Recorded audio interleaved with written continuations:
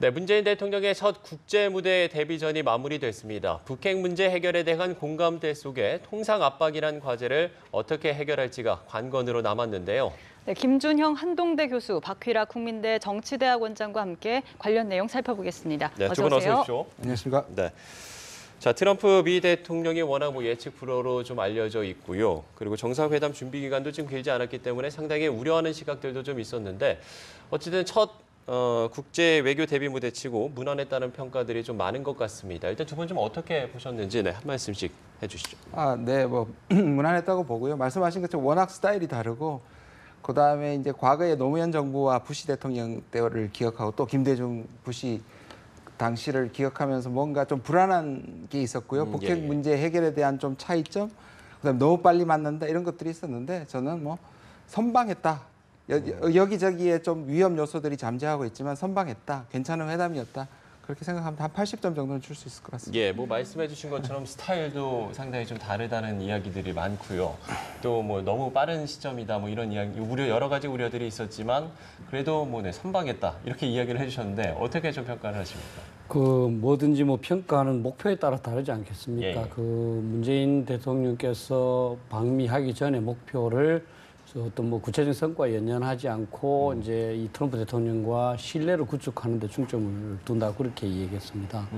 저는 그런 점에서 보면 이제 만찬을 하면서 상당한 개인적인 신뢰도 형성했을 것이고 또 이 한미 동맹에 관한 의구심을 해소한 차원에서 그런 대로 이제 현재 목표는 달성하지 않았나 저는 그런 생각을 합니다. 다만 사실은 이제 이 성과가 현재 그냥 평가를 종기를 지긴 어려운 게 우리가 조금 해야 될 숙제가 있다. 예를 들어서 우리가 이제 남북 대화에서 우리가 좀 더 주도를 하겠다. 그렇게 했기 때문에 사실 우리가 남북 대화에서 어떤 성과를 내야만 계속 그런 주도성을 유지할 수 있거든요. 네. 만약에 이제 그것을 못한다면 중국이 지금 미국한테 질책받는 것처럼 우리가 다음에 더욱더 불리한 상황에 가 있기 때문에 우리가 이제 좀 더 이 남북 간의 관계에서 어떤 결과를 실적으로 나타낼 수 있는 그런 고민을 많이 해야 될 상황이다 저는 이렇게 봅니다. 네, 남북 관계가 또 중요할 것으로 보이는데요. 먼저 한미 두 정상 간의 첫 상견례였습니다. 기싸움도 곳곳에서 발견이 됐습니다만 특히 회담 후에 7시간이나 지나서야 공동 성명이 발표된 것에 대해서 백악관의 어떤 정치적인 그런 계산이 깔린 것이 아니냐는 그런 관측도 있었는데 어떻게 보십니까? 그 부분은 저는 행정적인 절차 지원을 제가 듣고 있습니다. 큰 문제는 아닌 것 같고요. 다만 우리가 조금 착각할 수 있는 게 좀 우리한테는 좀 이제 부러운 얘기지만 트럼프 대통령은 수많은 정상들하고 이제 계속 만납니다.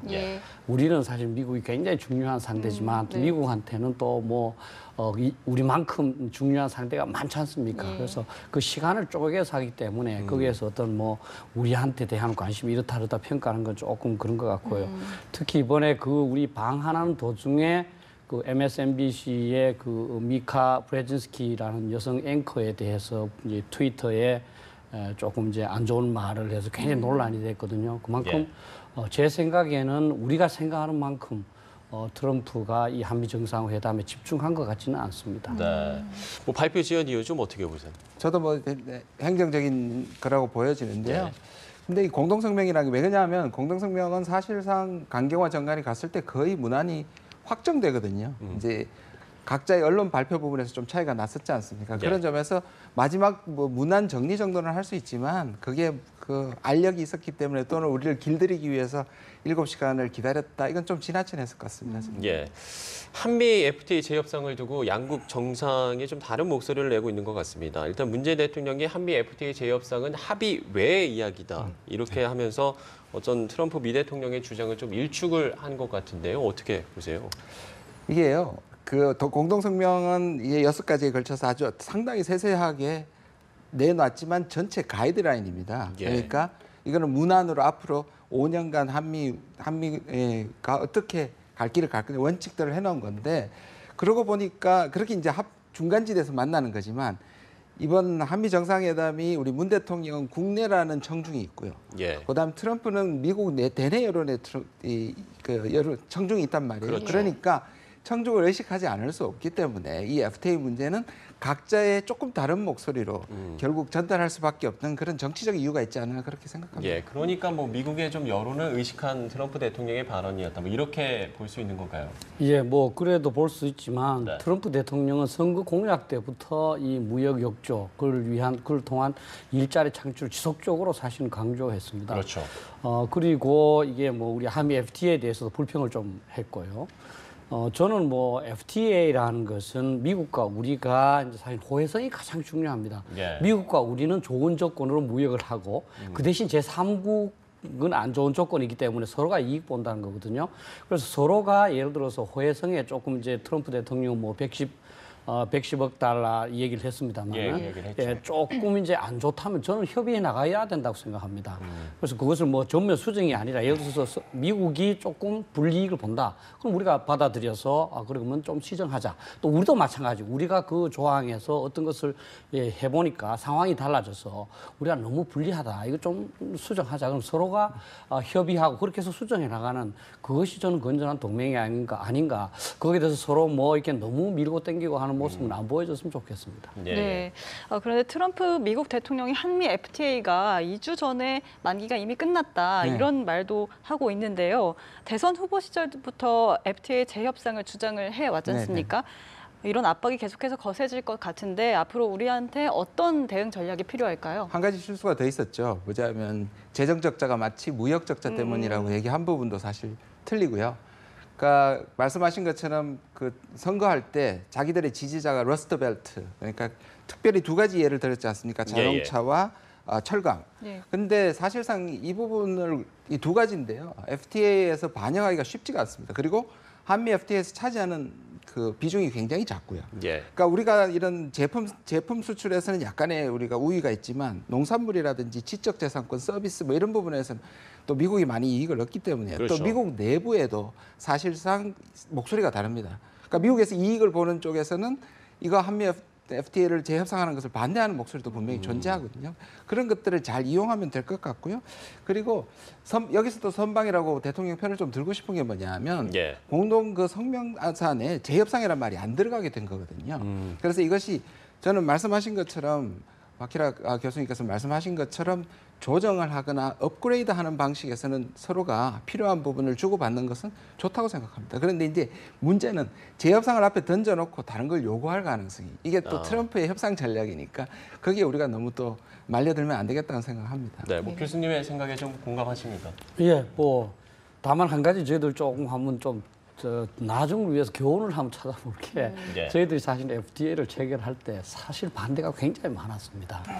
그런데 사실 지금은 우리가 많은 이익을 보고 미국이 오히려 야, 잘못됐다 고치자는 그거 아닙니까, 그죠? 따라서 우리가 이제 어떤 그 미국 은 물론이고 다른 전화라고 할 때 좀 더 앞으로 냉정하게 이익을 잘 따져서 이렇게 합리적으로 찬성과 반대를 해야지 그냥 조금 지나치게 막 감정적으로 가다 보면 나중에 야 우리가 반대했는데 지금 잘 됐는가 이렇게 조금 이제 이 당황스러워질 수 있으니까 한번 교훈을 좀 찾아볼 필요가 있을 것 같습니다. 예, 교훈을 찾아볼 필요성이 있을 것 같다까지 이야기를 좀 들어봤고요. 이런 가운데에서도 어떤 대화와 제재를 병행하겠다는 문재인 대통령의 어떤 그 대북 정책 기조라고 할까요? 이런 걸 좀 트럼프 대통령이 좀 힘을 실어준다는 모습이 보이면서 그야말로 이 북핵 문제 주도권을 좀 우리가 확보하게 됐다. 이런 거는 좀 큰 성과 아니겠습니까? 네, 맞습니다. 저는 뭐 전체 한미 정상회담의 최대의 성과는 바로 이 부분이라고 생각이 듭니다. 예. 저는 이걸 아침 다른 방송에서도 말씀을 드렸는데요. 이게 돌려받은 운전석이라고 표현하고 싶습니다. 운전석을 돌려받았는데요. 그게 이제 98년도에 클린턴 대통령이 김대중 대통령한테 이렇게 얘기했습니다. 한국이 운전석에 앉아라. 우리는 옆에 조수석에 앉겠다. 그래서 네. 공조도 강조하지만 주도권을 한국한테 줬거든요. 근데 지금까지 방문하기 전에 북핵 해법을 놓고 미국과 한국이 상당히 좀 약간의 아주 미묘한 갈등을 보였거나 차이를 보였던 부분이 있거든요. 예. 그런 점에서 결국 이제 그 중에도 가장 중요했던 게 뭐냐면 북핵에 대한 2단계 해법. 우리 이제 동결한 다음에 비핵화한다. 미국은 비핵화를 바로 간다. 예, 그렇죠. 그러니까 이 부분이 이제 부딪혔었는데 상식적으로 생각해봐도 동결하지 않고 바로 비핵화 가기는 힘들거든요.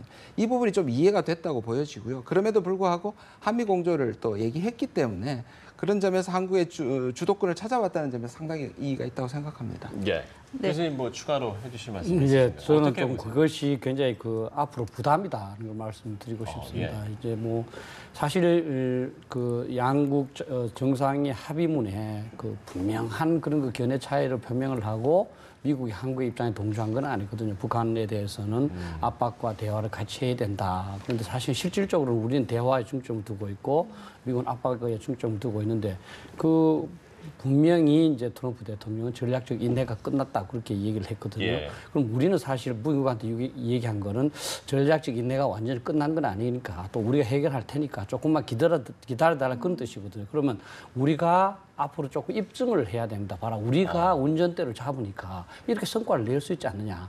지금 이제 4월 달에 이제 그 미중 정상회담을 해서 제가 듣기로는 시진핑 주석이 이제 내가 이 북한 문제 좀 처리해 보겠다 이렇게 했는데 지금까지 안 되니까 지금 상당히 그 미국이 다시 이제 그 새로운 나름대로 조치를 실망감을 바탕으로 하지 않습니까? 예. 그럼 우리가 과연 2달, 석 달 또는 뭐 수개월 내에 진짜 그 미국 조야도 놀랄 만한 어떤 성과를 낼 수 있느냐 이런 부분이 굉장히 어렵죠. 실제 이제 북한과 대화는 우리가 대화한다고 되는 것이 아니고 북한도 호응을 해야 되기 때문에 예, 그렇죠. 그래서 저는 뭐 통일부를 비롯해서 외교부, 국방부, 그다음 국정원 이런 관련 요원들 진짜 머리를 맞대고 어떻게 하면 이 돌파구를 찾을 수 있을까 그렇게 저는 좀 성과를 냈으면 하는 그런 바람입니다. 네, 그러니까 네. 주도권을 우리가 뭐 가져왔을 수도 있겠지만 또 이게 한편으로 부담과 또 과제가 그렇죠. 될 수 권한이 오는 건 바로 책임이 같이 오는 거죠. 네, 네. 알겠습니다. 네, 북한의 호응이 참 중요할 것 같은데 양국 정상이 올바른 여건 하에서 북한과 대화의 문이 열려 있다 이렇게 강조를 하기도 했습니다. 그런데 올바른 여건이라는 게 구체적이지가 않았던 것 같은데 어떻게 보십니까? 그렇죠. 이제 악마는 디테일에 있다는 아주 그 상투적인 표현이 여기에 맞는 건데요. 예. 그 under the right condition이란 말을 했습니다. 근데 그 right condition이 한국과 미국이 생각이 좀 다릅니다. 미국은 under the right condition을 만들기 위해서 최대한을 압박을 하겠다는 것이고 그다음에 이게 성공한 다음에 나중에 관여를 하겠다, 포용을 하겠다는 것으로 나눠져 있는데요. 그런데 우리 같은 경우에는 이걸 이제 두 가지를 동시에 병행하겠다는 거기 때문에 그게 차이가 있습니다. 그러나 예, 예. 아까 말씀드린 것처럼 우리가 먼저 대화의 문을 열 기회를 우리가 받았으니까 그러니까 미국은 사실 이 압박 부분에서는 상당히 정교한 수단들이 있습니다. 세컨더리 보이콧이라든지 중국 기업이 있는데 사실 대화 쪽에서는 준비된 게 아무것도 없거든요. 왜냐하면 아까 말씀드린 것처럼 나중에 할 거니까. 근데 우리가 어떤 의미에서 이 부분에 대한 정교한 전략을 짜되 이게 따로 가면 안 되겠죠. 저는 역할 분담이 상당히 중요하다고 생각합니다. 미국이 계속 제재 국면을 해서 아주 강력하게 보여주고 우리는 그 미국이 압박 국면에서 우리가 북한을 대화의 장으로 끌어오는 이 공조가 가장 중요하다고 생각합니다. 예. 물론 뭐 공식 의제는 아니었습니다만 사드가 사실 대화 테이블에 오르게 될 것이라는 전망들이 있었던 것도 사실인데 일단은 뭐 이 부분에 대한 두 정상 간 공식 언급은 좀 없었습니다. 어떤 이유일까요?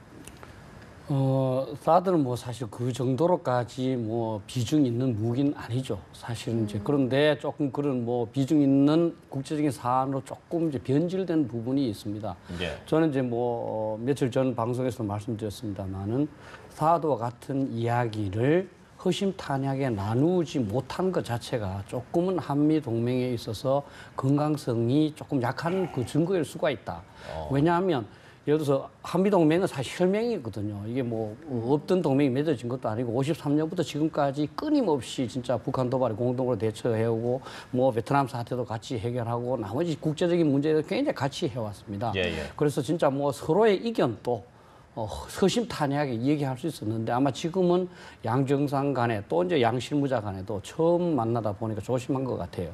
그래서 저는 실무선에서는 더욱더 좀 진지하게 사드 문제를 논의했었어야 했지 않았느냐. 다만 이제 그 문 대통령도 정확하게 지적을 했습니다만은 사드의 이 설득 대상은 중국하고 국내에 있는 일부 반대하는 분들입니다. 예, 예. 우리 이제 뭐 이 사드를 절대로 철회하는 게 아니고 우리한테 필요하다고 대통령 인정하셨고 그래서 중국에 대해서는 이건 주권 사항이고 경제 제재 조치는 잘못된 거라 철회해야 된다 이렇게 말씀을 하셨습니다. 그럼 이제 우리 국내에 있는 분들도 저는 이 사드 문제 본질이 뭔지 다시 한번 정확하게 판단을 하셔서 이 우리 대통령한테 좀 더 융통성을 주는 게 좋지 않느냐. 지금 현재처럼 한미 간에 조금 서로가 껄끄러워하면서 예. 스티브 세벗 같은 공화당 국회의원은 주한미군을 그 원하느냐 아니면 사드를 원하느냐 이렇게 얘기했거든요. 그것을 그렇게 생각하면서 아무 논의도 안 하는 것이 반드시 좋다고 보기는 좀 어렵다고. 저는 네. 하나는 찬성하고 하나는 좀 다른 생각을 갖고 있는데 예, 말씀해 주시죠. 먼저 말씀하신 구체적 사안입니다. 우리 아까 말씀드린 6가지는 굉장히 큰 가이드라인인데 예. 구체적인 하나의 사안을 가지고 그걸 포함시키는 게 사실 쉽지 않았고요. 언론에서 워낙 정치화됐기 때문에 띄웠지만 원래 의제에도 원래 들어있지 않습니다. 근데 저는 이거를 두 번째 이제 좀 다른 생각을 하는 거는 뭐냐면 이게 한미 양국의 합의의 결과로서 얘기하지 않은 것이지 갈등의 결과로서 얘기하지 않은 것이 아니다. 이 부분은 그리고 왜냐하면 문 대통령이 그 전에 가기 전에 많은 기자회견과 상원을 갔을 때 이 사드 배치에 대한 것을 우리가 뒤집기 위함이 아니라 우리 민주적 절차의 정당성을 가져오기 위한 조치라는 걸 계속 꾸준히 설명을 했기 때문에 예. 아마 이해됐던 측면이 있는 것 같습니다. 예, 알겠습니다. 사드에 관한 언급은 없었지만 트럼프 미국 대통령이 방위비 분담금이라는 계산서를 내밀었습니다. 2019년부터 적용이 될 텐데 벌써부터 이렇게 줄다리기가 시작된 것 같은데 이미 적지 않은 비용을 우리가 부담을 하고 있지 않습니까? 우리로서 어떻게 미국을 설득해야 할까요? 그러니까 뭐 우리뿐만 아니라 일본하고 유럽하고 다 같이 직면하고 있는 그 문제입니다. 이 방위비 분담 문제에 대해서 조금 이제 본질을 이해할 필요가 있는데요. 미국은 자국군을 유럽과 일본과 한국에 배치를 해서 그만큼 자국도 이익을 보지만 동맹국들도 지켜줍니다. 그러면 예. 그 배치에 따라서 추가적으로 발생하는 비용에 대해서 동맹국들하고 좀 분담을 하자는 거거든요. 현재 그 비용의 이제 분담 정도가 이제 계산마다 조금 다릅니다만은 일본 같은 경우에는 그 75% 이상을 이제 하고 있고 우리는 한 50% 정도를 하고 있다. 나토 같은 경우에는 지금 나토 분담금이라는 그걸로 전체로 합니다. 그래서 미국이 거기서 지금 22%를 분담을 합니다. 나머지 유럽 국가가 다 이제 하고 있고요. 그러면 미국 입장에서는 우리 한국이 굳이 작다고 하는 것이 아니고 유럽도 그렇고 일본도 그렇고 한국도 그렇고 가능하면 좀 더 많이 분담을 해라 하는 얘기거든. 그러면 예. 우리는 미국의 주둔이 우리 이제 한반도 전쟁 억제를 위해서 필요하고 또 미국이 추가로 비용을 발생하는 데 대해서 조금 이제 우리가 분담해도 필요도 있기 때문에 저희도 무조건 이거를 뭐 어떤 그 우리의 간섭으로 생각할 것이 아니라 어느 정도 적정선에서 이제 들어주느냐 하는 걸 고민할 필요가 있다. 그래서 이제 뭐 2019년이니까 사실 급한 건 아닙니다. 예. 내년에 아마 예, 예. 저는 실무자들이 충분히 뭐 해서 지금 이제 2016년에 지금 이제 한 9,500억 정도를 하고 있거든요. 이제 2014년부터 9,200억 해서 이제 물가 수준만 올라가고 있는데요. 아마 거기서 뭐 크게 저는 실무자들이 올라가고 그러지는 않을 거라고 저는 생각을 합니다. 예, 교수님은 좀 어떻게 보세요? 예, 뭐 저는 이 부분에 대해서 지금 말씀하신 건 참 9천 제 기억으로는 한 9,500 조금 넘고 거의 1조 9,507억인가 그랬어요. 예. 예, 그런데 이게 이제 한 45%에서 50%, 한 절반 정도 낸다고 생각하면 되는데요. 아까 말씀하신 나토나 일본은 75%, 우리보다 많이 보이는데요. 두 가지 점에서 큰 차이가 있습니다. 뭐냐 하면 이제 GNP 대비라는 게 있고요. 그다음 우리가 생각해야 되는 계산법이 좀 다릅니다. 우리는 예. 돈을 전체를 약 1조라는 돈을 미국을 줘서 굉장히 소프트 마니로 미국이 마음대로 쓸 수 있게 해놨습니다. 그리고 간접 비용으로 들어가는 게 들어가지 않습니다. 그래서 저는 설득을 할 때, 나중에 실무 설득을 할 때 우리가 일본식 방법으로 하게 되면 한 60, 70%로 올라간다고 얘기하거든요. 예, 예. 거기에다가 평택 기지 우리 상당히 많은 부분을 우리가 대중 점도 있고요. 그렇죠. 그런데 또 심지어 우리가 조금 올려준다 하더라도 사실 그 1조에서 뭐 조금 올라가는 게 큰 부담은 되지 않기 때문에 이게 오히려 미국을 설득시키는데 우리 올려주면서 뭔가 얻어내는 그 협상의 수단으로 사용하기도 저는 충분하다고 생각합니다. 네, 알겠습니다. 두 분 말씀 여기까지 듣겠습니다. 지금까지 김준형 한동대 교수, 박휘라 국민대 정치대학원장이었습니다. 오늘 말씀 오늘 말씀 고맙습니다. 고맙습니다. 네, 감사합니다.